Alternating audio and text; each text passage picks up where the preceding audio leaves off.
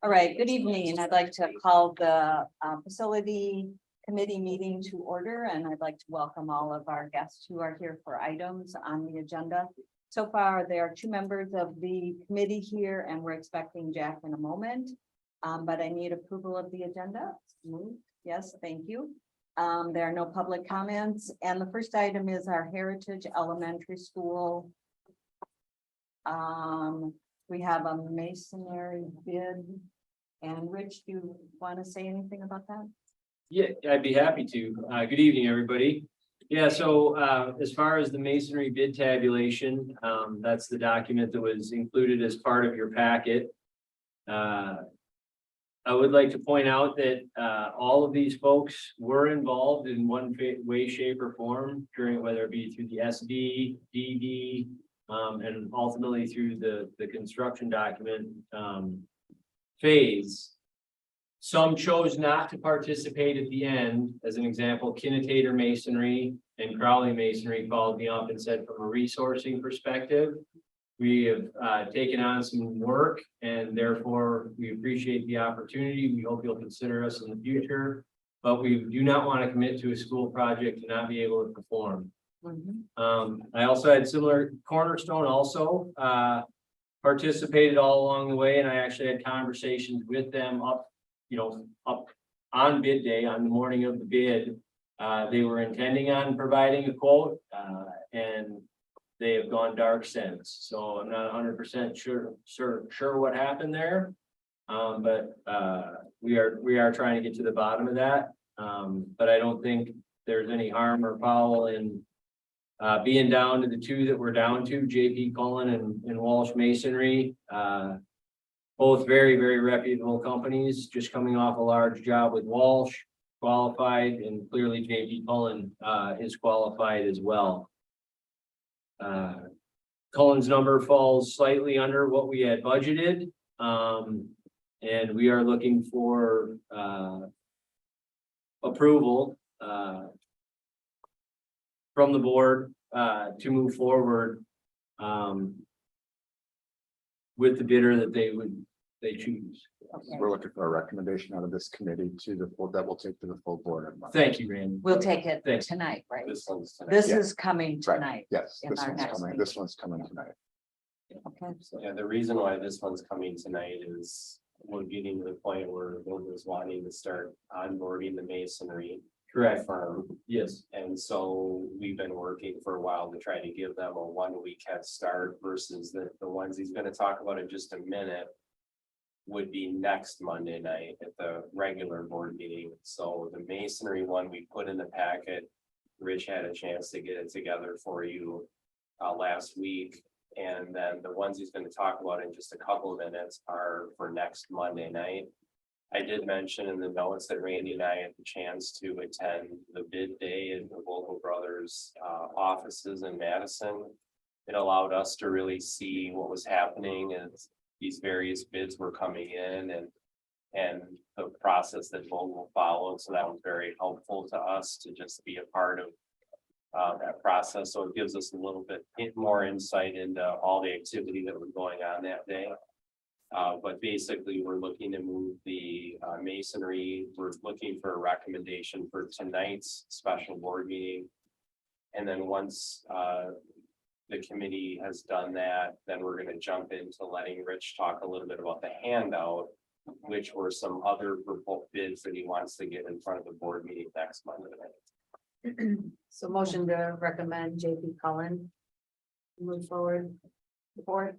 If I can just catch Jack up real quick. Those were the bids for the masonry, and JP Cullen was the low bid. Yeah. So you want to second that? Second. All in favor, say aye.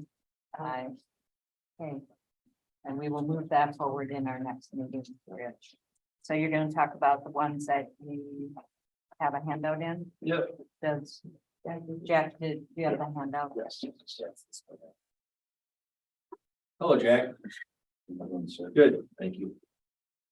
Yes, so there are 3 other 3 that we would like for the facility committee to evaluate, consider, and then make that recommendation similarly next week. The first one is a very limited scope, and I think hence the response, although both, and that is elevator waterproofing. So this is the blind side waterproofing that goes under our 2 elevators. Again, somewhat limited scope.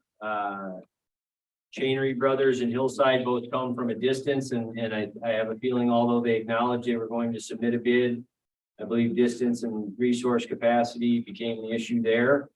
I can tell you with the utmost certainty that Xander Solutions, who is well represented, although not a Waunakee business.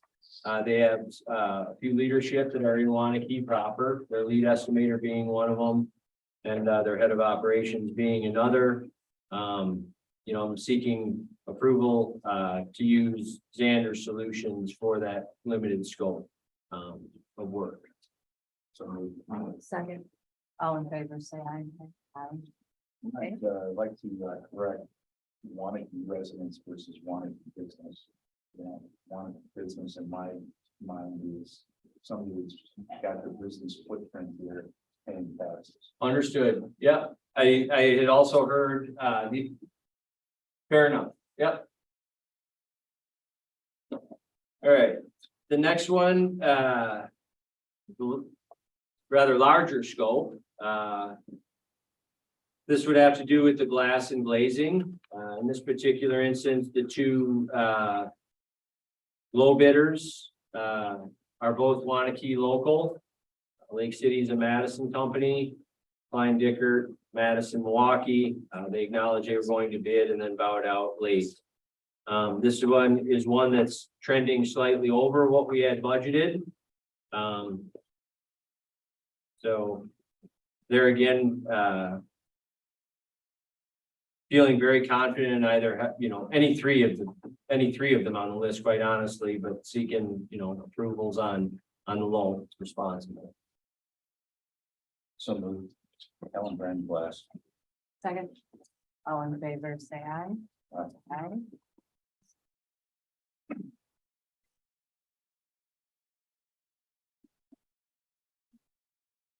Then the last one would have to do with metal framing and drywall. Very well received out on the marketplace. Pretty competitive numbers. I don't know if there's a whole lot of, this would include all the interior and exterior metal framing, all the drywall work, drywall finishing, that type of thing. Nobody here is specifically in Waunakee. Stats and Harrop is out of Middleton, wall panel prefab is out of the DeForest Windsor area. And then the other companies, more the Madison area. So I've got experience with Stats and Harrop. I've got experience with several on the list, and it's all been positive. No different with Stats and Harrop. Motion to recommend Stats and Harrop.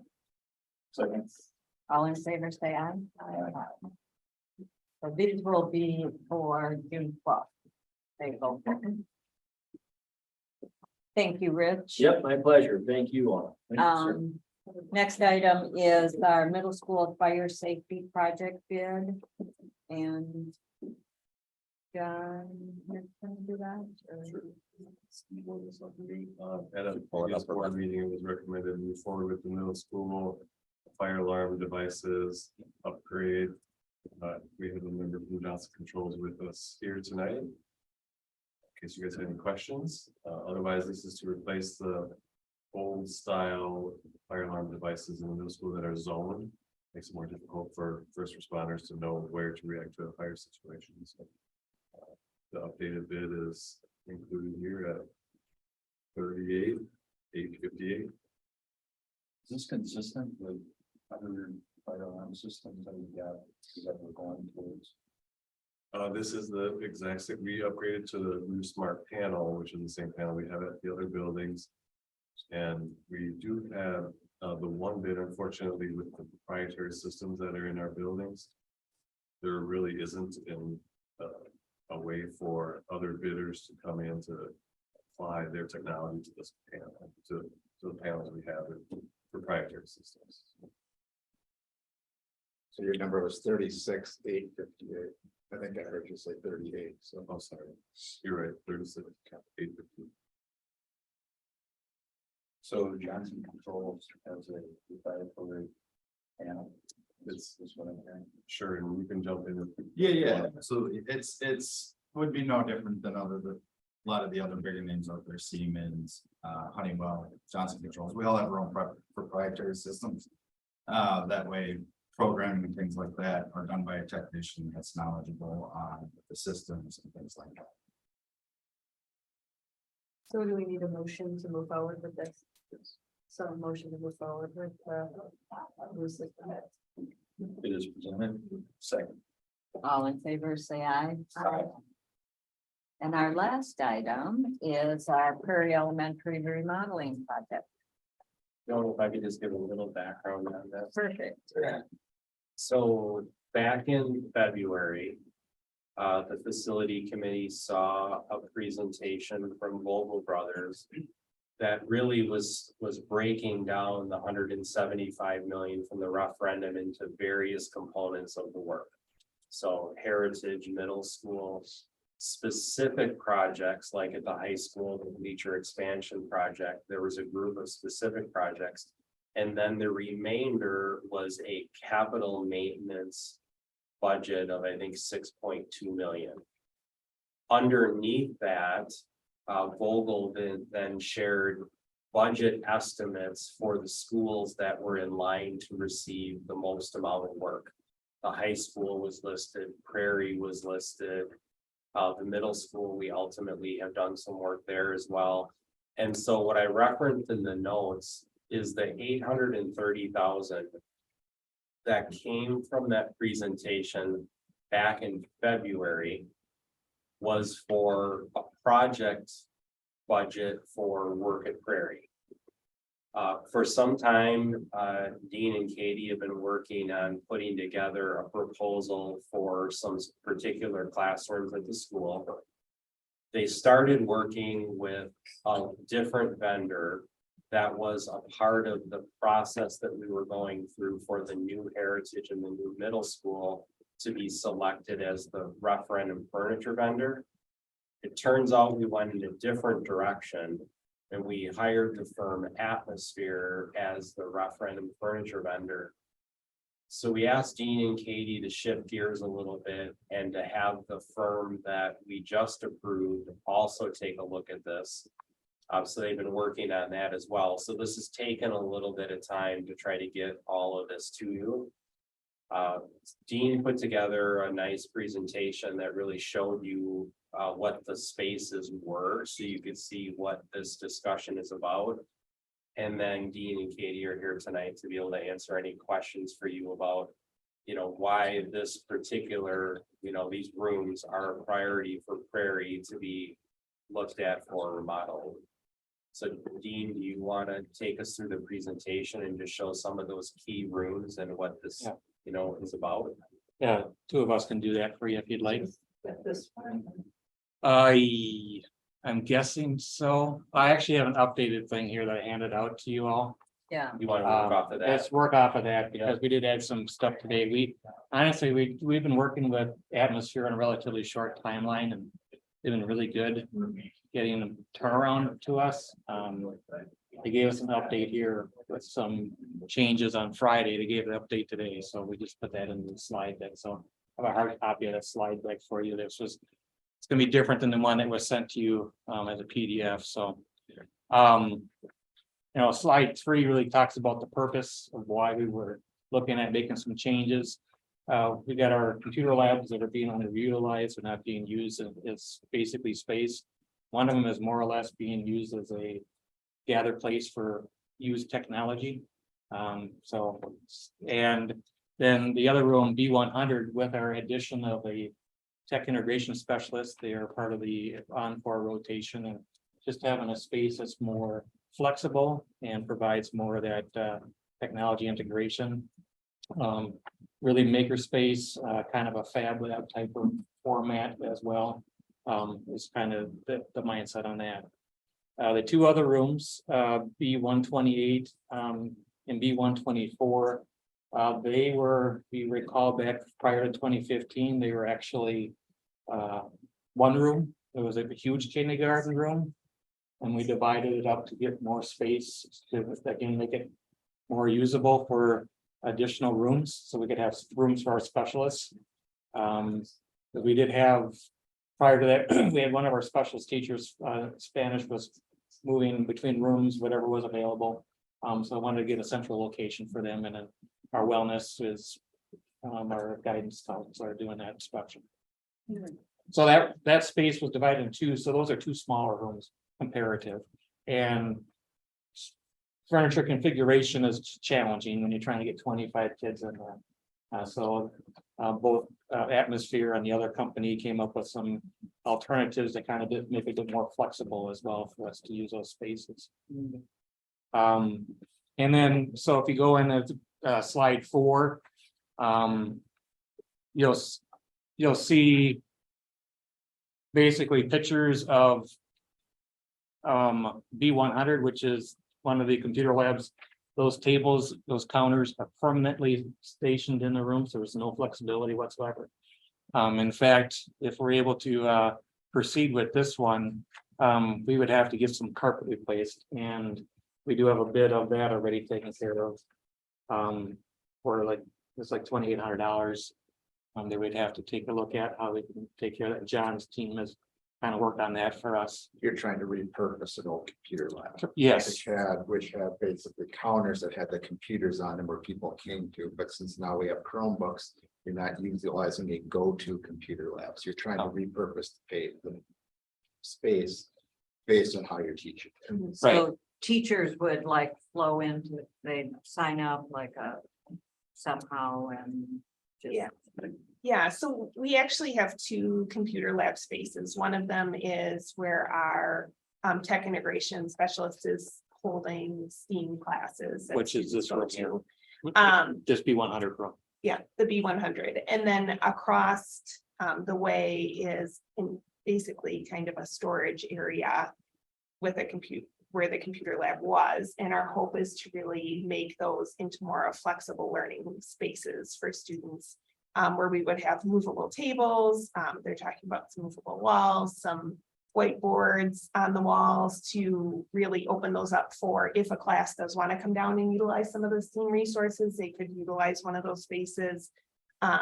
Or for our tech specialist has been doing an amazing job, but she has a lot of constraints based on that spot that she's in. Some of our tech materials are actually down in a hallway, so this would allow all those materials to be in one central location.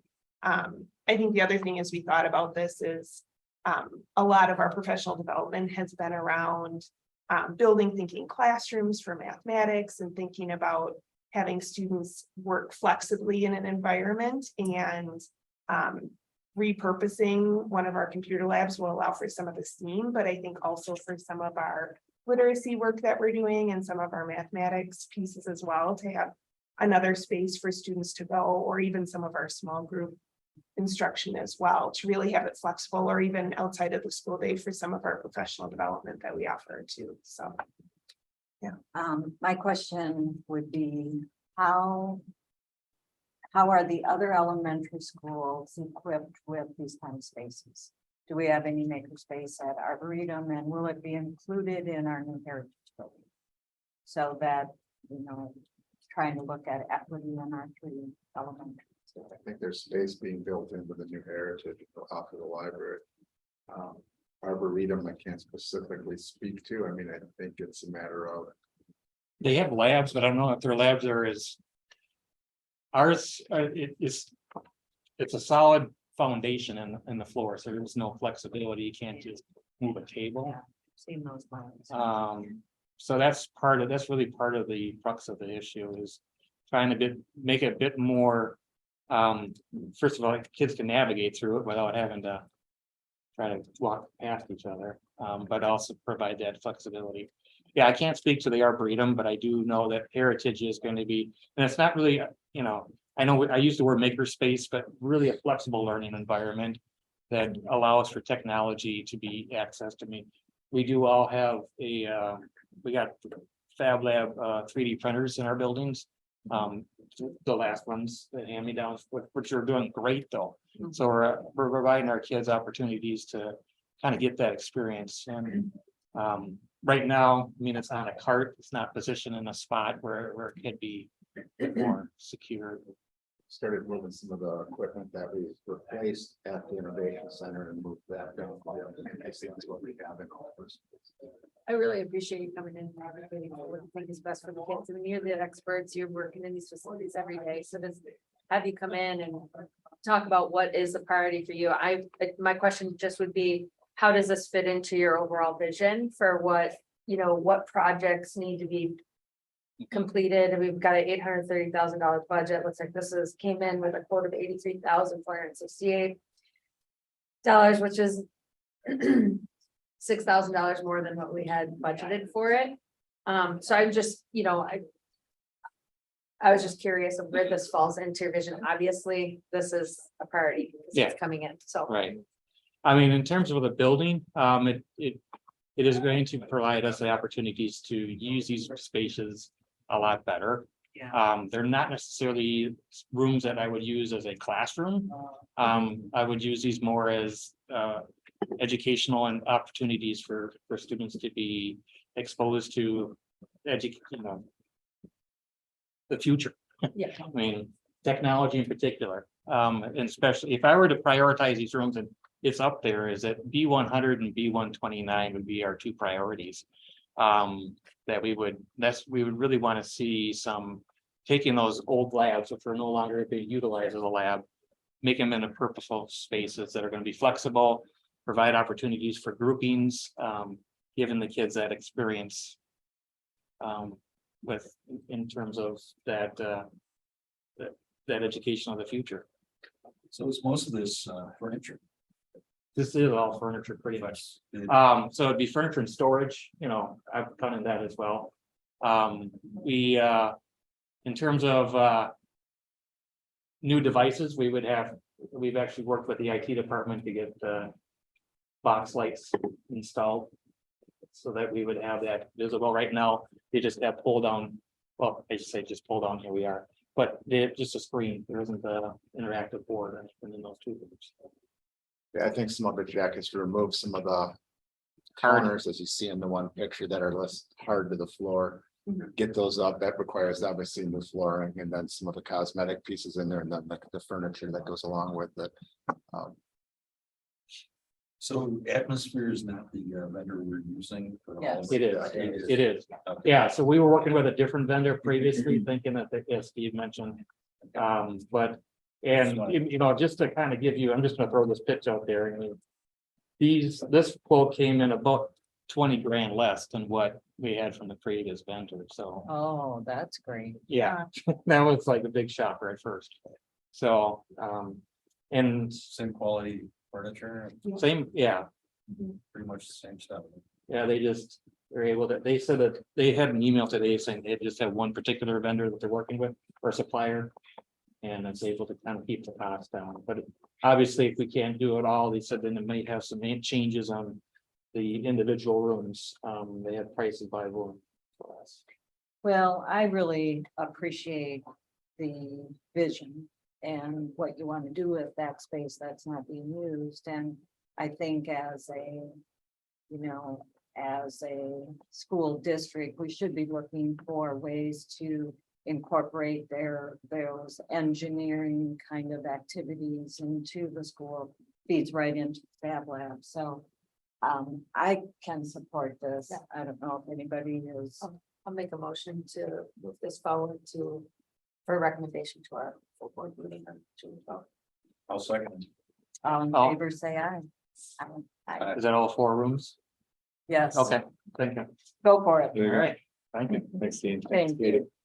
Thanks for coming tonight. Yeah, thank you. Okay, I need a motion to adjourn this meeting so we can start the next one. Jack, motion to adjourn. Okay, all in favor, say aye.